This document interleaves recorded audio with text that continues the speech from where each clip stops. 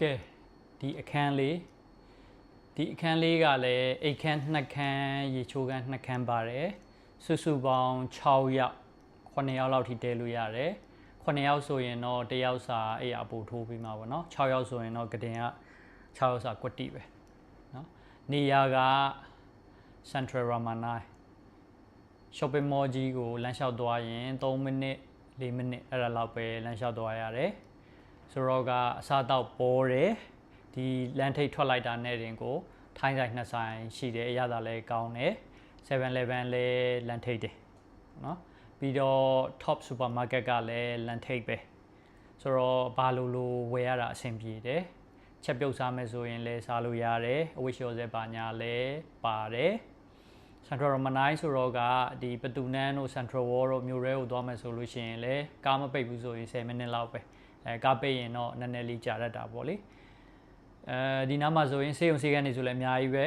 From 9ရှိမယ်ဘန်ကောက်စေယုံကြီးရှိမယ်နောက် Bamongrat ဆိုရင်လဲရန်နေသွားလို့အဆင်ပြေတယ်ပြီးတော့ Joffre ညဈေးကလည်းယထာတပုဒ္ဒါအကွာမှာပဲရှိတယ်အဲ့မှာ basic အကြီးကြီးလေးရှိတယ်ဆိုတော့သွားရေးလာရေးအဆင်ပြေတယ်အဲ့ဒါကြောင့်ဧည့်သည်တွေကဒီအခန်းကိုယူကြတယ်ဈေးကလည်းတင့်တယ်ပေါ့နော်လူ6ယောက်9ယောက်ကိုမှဈေးတင့်တယ်အဲ့ဒါကြောင့်မို့လို့ယူများတယ်ဒီနေ့ဆိုလို့ရှိရင်ဒီခန်းရဲ့နောက်ဒီလိုပုံစံတို့အခန်းပေါ့နော်အခန်းကို2ခန်းပေါ့တစ်ဖွဲ့အလုံးကို2ခန်းပေါင်းယူထားတာပေါ့နော်သူတို့ဇက်တိုက်ဝင်ကြမှာဆိုတော့အခန်းလေးပြပါမယ်ခြုံပြီးတော့ကြည့်မယ်ဆိုရင်ဒါကအေကန်ဟိုးနောက်မှာအိတ်ခန်း2ခန်းရှိမယ်ဒီဘက်ကသမင်းပညာချက်မဲ့နေရပြီးတော့ randa မှာအဝတ်လျှော်စက်ရှိတယ်ပြီးတော့ဒီဘက်ကရေချိုးခန်းအိမ်ဒါကကြတော့သမင်းပညာတင်ပြီးတော့စားမယ်ဆိုရင်စားလို့ရတယ်ကွန်ပျူတာပညာအလုပ်လုပ်ချင်တယ်ဆိုရင်လည်းလုပ်လို့ရပါတယ်အဲ့တော့ဒါကအပြင်မှာရှိတဲ့ရေချိုးခန်းအိမ်ပါ water heater လည်းပါပါတယ်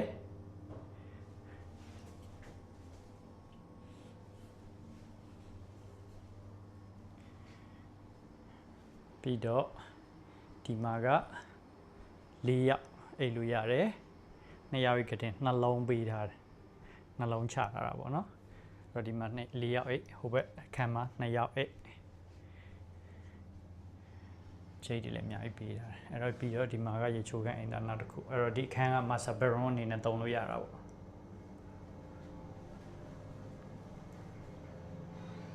water heater ပါမယ်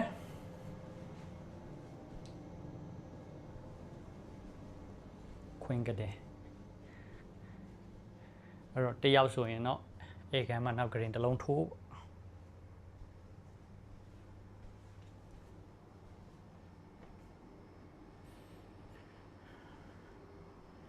ပြီးတော့ဒီမှာနောက်အေကန်တစ်ခန်းဒီမှာ2ယောက်အိတ် randa ပါတယ်ဒါ randa အပြည့်ပဲပြောပါတော့ randa အပြည့်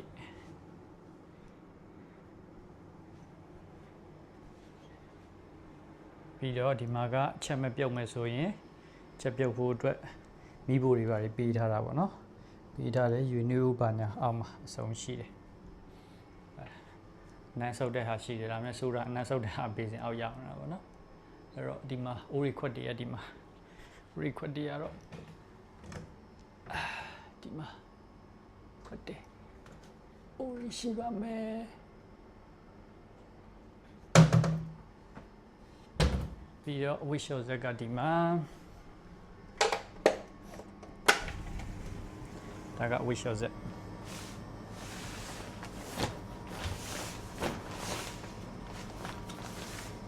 Samsung ဝတ်လျှော်စက်ကြီးပဲဝတ်လျှော်စက်လည်းကြီးပြီးထားပါတယ်ဒါက veranda အခန်းနေမြင်ရမယ့် view လေးတစ်ချက် show city skyline view ပေါ့နော်မိအောင်နေနဲ့ထိန်ပြီးတော့လှပနေအောင်အခန်းနေမြင်ရမယ့် view ပါ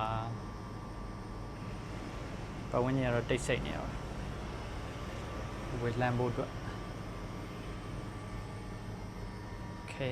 ကွန်ဒိုကနေထွက်မယ်ဆိုလို့ရှိရင်ပေါ့နော်အဲ့တော့ကွန်ဒိုကနေထွက်မယ်ဆိုရင်ဒီလန်တိုင်းပေါ့လန်တိုင်းသွားမယ်ပတ်ဝန်းကျင်မှာပါရရှိလဲကြည့်အောင်ပတ်ဝန်းကျင်ကတိတ်ဆိတ်တယ်လူတန့်တယ် အဲ့တော့ဒီမှာ Bell Condo ကြီးဒီမှာဒါက Bell Condo တဲ့တဲ့အများစုတည်ကြတာ Bell ပေါ့နော်ခုရှိတာက Bell မှာရေကူးကန်ကျင်ပါတယ်ပေါ့ဒီကောင်ကရေကူးကန်ကျင်မပါဘူးဒါမှလည်းဈေးရတဲ့ကပိုတက်တာပေါ့လေ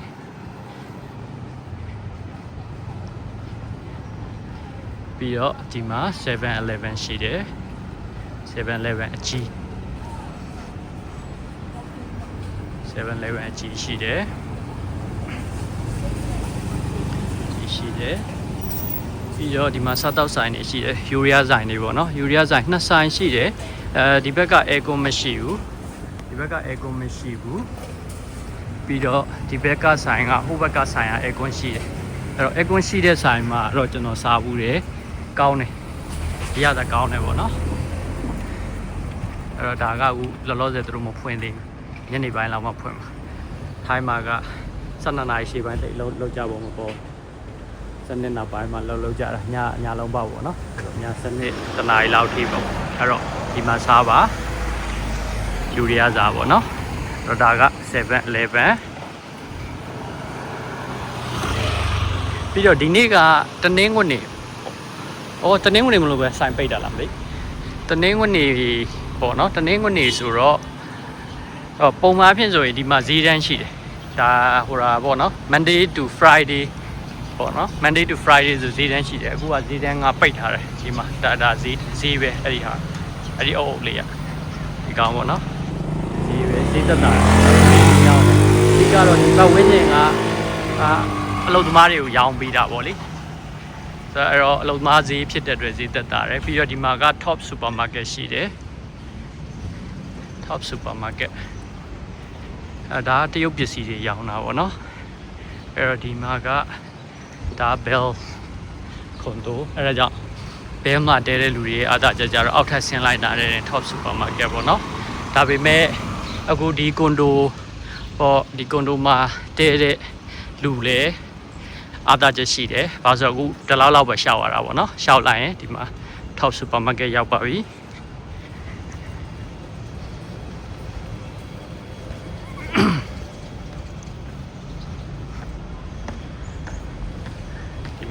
Top Supermarket. Hey, Top Supermarket ရှိတယ်။အဲ့တော့ချက်ဖို့ပြုတ်ဖို့ပစ္စည်းတွေဝယ်မယ်ဆိုရင်ဒီမှာအစုံဝယ်လို့ရတယ်။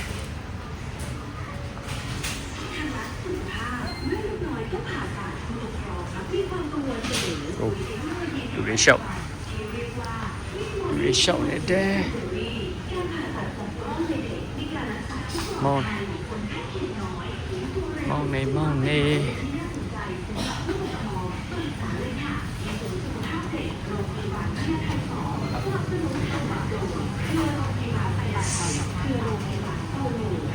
Salmon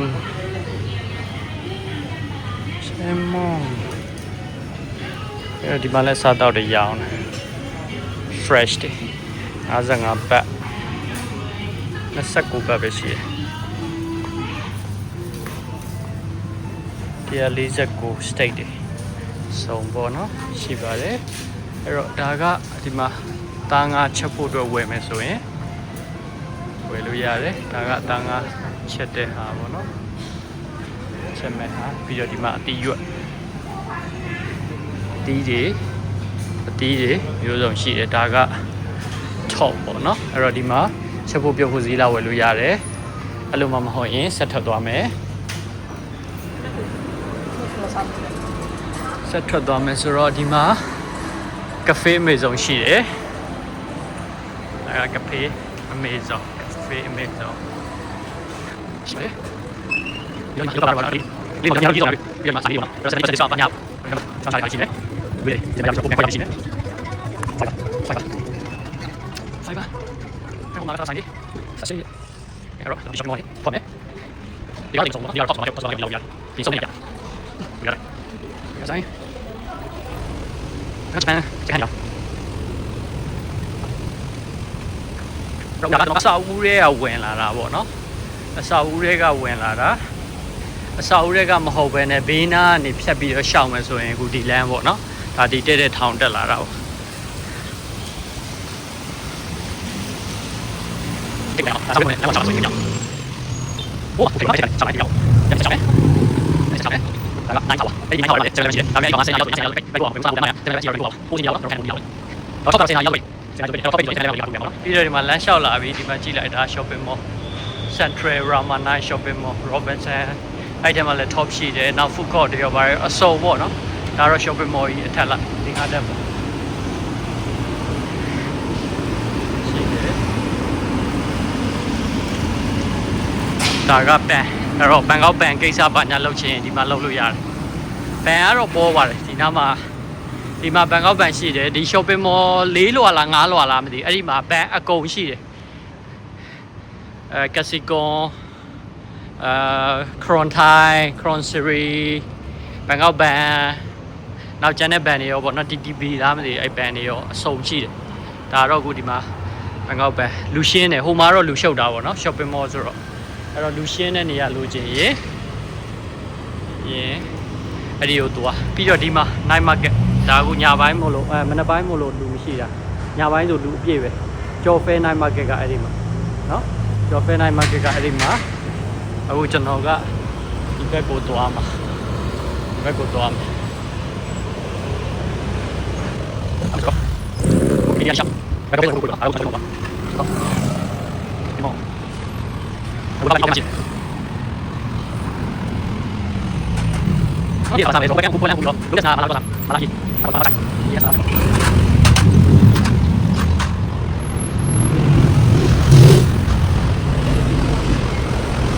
ဘာလို့ဆက်ဘာလို့ဒီပါဆိုင်ပါဆိုင်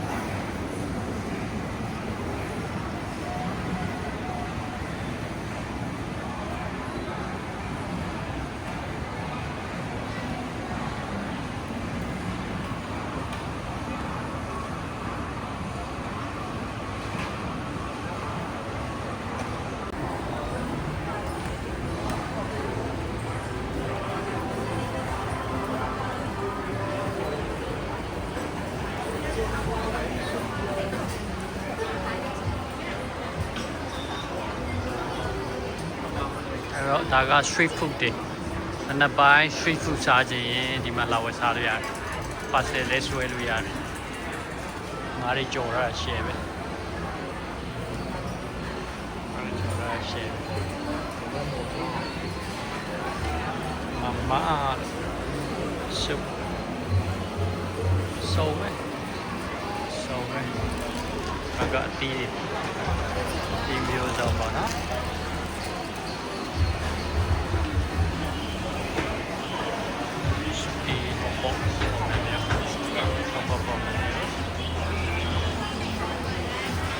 ဒီဒီလည်းတက်တာပါတယ်။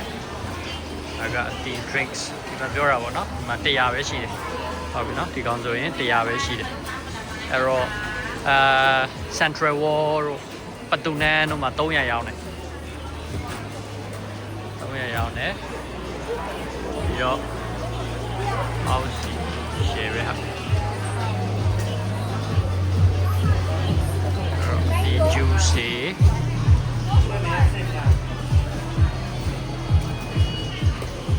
juice မျိုးစုံ pops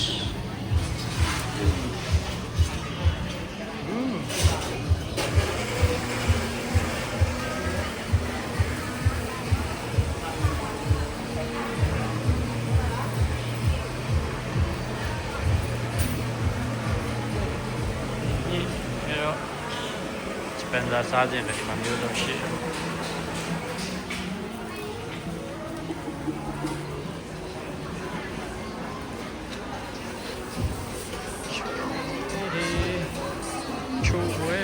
စားစရာတွေကြည့်ပဲစားစရာတွေကြည့်ပဲရှင်းဒါနောက်တန်းညပိုင်းစားကြလားညပိုင်းစားကြအဲ့လိုဖုန်းလို့တွေများ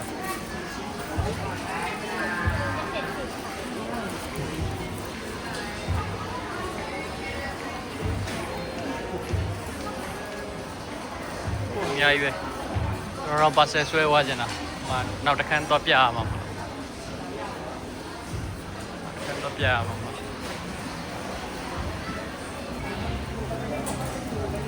ได้บอกว่าจะตามเอื้อมอะไรนะความถูกไม่ได้บอกว่าไปกับวันเลยไม่บอกว่าไม่จะไปรู้จักคนนี้เราจะไป ဆုံးပါပဲ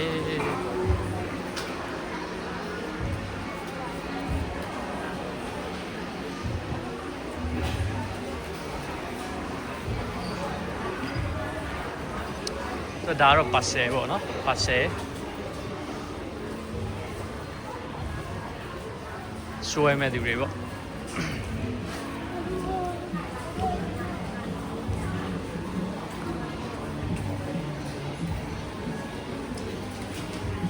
ီမှာကကြာစံကိုပန်းအောင်ဆိုတာကြာစံကိုပန်းအောင်ဆိုတာနောက်မှဝယ်စားကြည့်ရမယ်ကောင်းမပေါ့ရတာရှိမဲ့ပေါ့ရတာရှိမဲ့ပေါ့ပြီးတော့ဒီမှာအချို့ဝဲတွေ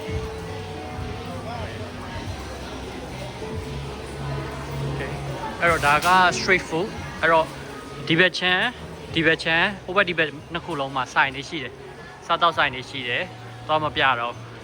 အဲ့တော့အဲ့မှာစားတောက်ဆိုင်နေရှိတယ်ပြီးတော့လေးလွာမှာ food court ရှိတယ်ဟိုအပေါ်ဆုံးတက်မှာလည်းတစ်ထက်လုံးကစားတောက်ဆိုင်နေပဲပြီးတော့ဒီမှာကယထာဘုဒ္ဓပေါ့နော်အဲ့တော့အောက်ဆုံးကိုဆင်းလာပြီးတော့ဒါကိုဒါဆိုရင်ယထာဘုဒ္ဓ MRT ပေါ့အဲ့တော့ MRT ကနေပြီးတော့ Thailand Cultural ကို Center ကိုတပူတာစီးသွားရင်ပစ္စည်းရှိမယ် home brew ရှိမယ်ပစ္စည်းအကြီးတွေပေါ့နော်ပစ္စည်းကြီးတွေ home brew ကြီးတွေရှိမယ်အဲ့တော့ဒါကယထာဘုဒ္ဓဝင်ပေါက်ယထာဘုဒ္ဓကိုမဝင်ဘဲနဲ့တဲ့တဲ့ကိုဆက်သွားပေါ့နော်ဒီတဲ့တဲ့ကိုဆက်သွားရင်ဟိုဘက် Fortune Town နဲ့ Lotus ဘက်ကိုရောက်အဲ့တော့နောက်တစ်ခုပြောချင်တာဒီ Metro Mall ပေါ့နော် Metro Mall တဲ့တဲ့ကိုရှောက်သွားလို့ရှိရင်အဲ့ဒီအလေလောက်မှာဟိုရာရှိတယ်Super Rich Money Changer ရှိတယ် brave ကောင်းတယ်ပေါ့နော်အနီးအောင် super rich ရှိတယ်ပေါ့နော်အဲ့ဒီမှာသွားလဲလို့ရတယ်ငွေပတ်စံလဲခြင်းတဲ့လူတွေအ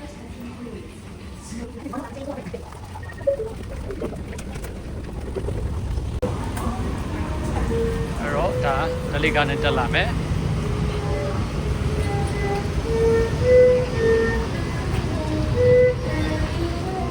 ခရစ်စမတ်အတွက် movie ဖြစ်မှာ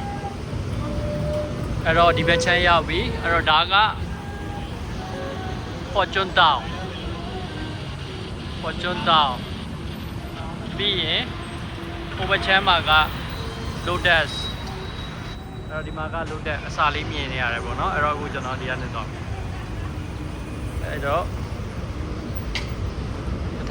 ဒီမြေအောက်ကနေတက်လာပြီးတော့အောက်ရောက်တာနဲ့တင်ညာဘက်ကိုချိုးပေါ့နော်ညာဘက်ကိုချိုးပြီးတော့အဲ့တော့ဒီမှာStarbucks ရှိမယ်ဒီအောက်ကနေဆင်းသွားလို့ရှိရင်အမှမဆက်တွေရှိတယ်မဆက်တွေဈေးသက်တာတဲ့တနိုင်မှ200 180အဲ့လောက်ပဲရှိတယ်ပေါ့နော်ဘယ်လဲရှိတယ်ညာလဲရှိတယ်မဆက်နဲ့ပတ်သက်ပြီးတော့တစ်ခါကျွန်တော်ဗီဒီယိုတင်အဲ့ဒါရှိတယ်ပဲဆိုင်ရသက်တာလဲဘယ်လိုလူမျိုးတွေနဲ့200မလဲဆိုတာပေါ့နော်အဲ့တော့ဒါက Starbucks အဲ့တော့ဒီအထဲကနေဝင်ပြီးတော့ Lotus ကိုသွားမယ်